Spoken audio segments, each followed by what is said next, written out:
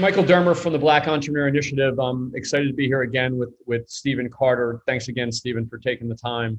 One of the things I wanted to talk about is that you spent some time in the military as a medic, and first of all, thank you for your service. And secondly, I'd like to know just a little bit about tell us a little bit what that experience was like. First of all. Take us on the ground, if you will. And then secondly, I'd just like to explore how did that relate to or prepare you for some of the later challenges that you might have faced when you kind of got out of the military? Yeah. So great question. And thanks again. Shout out to all of our military brothers out there that are laying their lives on the line. So many engagements that are going on in this time and age. And that leads me into kind of the start. So when I joined the military, I actually signed up when I was in high school, right? And it was really a means to pay for college. Yep. A single mom, and knew that she did not have the financial means to pay for college. So it was either get a scholarship or join the military and get the GI Bill to help pay. Yep. So it was our form of paying for school. And fortunately for us during that time, our country wasn't involved in a lot of military operations. Yeah. And so to be quite honest, I never thought I would go to war. I only looked at the military as a way to pay for school.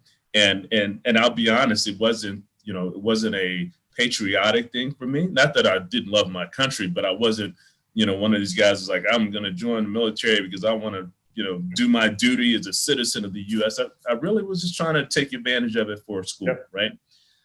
And so when we went through our basic training and as a senior in high school, and then went on through our AIT, so we're doing it as during the summertime, started going into reserve duty, and then we got called up in our sophomore year of college to go off to the military and fight.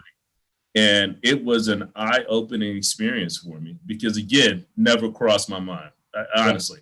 And so one thought, to be quite honest with you, is that was I going to go? I had a thought of whether or not I even really thought I should go overseas to fight. But you go through those, you're 19 years old and you're thinking, I'm going to lose my life over it. Never even thought I was signing up for this. So long story short, I was a combat medic in the military. That was actually my first experience with healthcare, was as a combat medic. So went over to Afghanistan. We were on the front line. I was part of a hospital evacuation unit. So we set up a temporary hospital unit. We served the first wounds. The guys that were wounded on the front line came to us first. We staged them, patched them up, and then sent them back, either back to the field if it was a smaller injury, or flew them to a bigger base if they had a bigger injury going on. First experience with death, to see a lot of death. Experiencing Scud missiles flying over your head.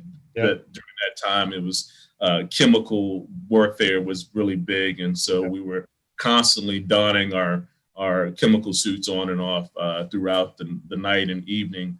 Just a very, very scary experience, a very maturing experience, to be honest. And so when I came back, how it impacted me was that, to be honest, I was much more mature than a lot of my college classmates when I got back in college. Yeah, sure. Because my focus was a little bit different. My thought process was that, hell, I'm just happy to be alive and here. And so I'm going to take advantage of this. Yeah. I'm not going to I'm not going to blow anything away. I'm going to blow everything. I'm going to take very seriously. So a renewed focus on getting the job done, graduating with honors and finishing up. And so that was it. But the takeaways from military that we now even use today is the focus on commitment, hard work, early rising. You hear the story about military guys that say, hey, we do more before 8 a.m. than most people do all day. I literally wake up every morning between 4 and 5 a.m. Before 8 a.m., I have 3 hours of work done most days of the week, honestly. And then, so there's that work ethic and that discipline and that mentality. And so, when you're going through basic training, a lot of people think that basic training is about physical, but it's more mental than it is physical. Because you realize that you can mentally tell your body to do anything physically that you think that you can't do. And so it's kind of that mind over matter situation. So once you understand how to will yourself to do anything physically, you can use that same mentality in everything that you apply in life. And so we've used that throughout our life to apply those military concepts across. And then also, after you've been through so many kind of life-threatening situations, a lot of things that come up that would cause maybe the normal person who hasn't been through that to fret or have an issue, you kind of blow it off and like, well, at least it's not a Scud missile. At least I'm not. So I'm not dodging bullets right now. So it could be worse. Yeah, it's funny. Stephen, in 2008, my healthcare business almost got destroyed. And right after that, I hired a CFO, and it was an Israeli guy who, as most people born in Israel, they're in the military for a little while. And I said to him, hey man, he was an experienced guy, but I was like, I want you to know it's a pretty crazy environment right now. We've got healthcare clients, the world's collapsing. And he goes, let me tell you what an 18-year-old boy does in Israel. He goes, they put you in a submarine that's made for about 8 people, and they put 50 us in there for a week. And he goes, I'll spare you the gory details, but they just pump a bunch of stuff in there. And they do that for a week. And he goes, I think I can handle being CFO. So it's like you said, when you're in it and your bar of intensity, right, and life and death, right, has been raised, and you operate at that level, I would imagine that the ability to face challenges and have perspective on that, when things come across the desk, you're processing. Because so many times, like entrepreneurs, right, every single day is ups and downs and the kind of oh shit moments all the time that happen. Exactly. And it sounds like, obviously when that bar has been raised, when you came out, obviously the military experience, discipline, all those things, commitment you talked about I know when I see resumes, I always have a different lens, right? When it's somebody that's been in the military before.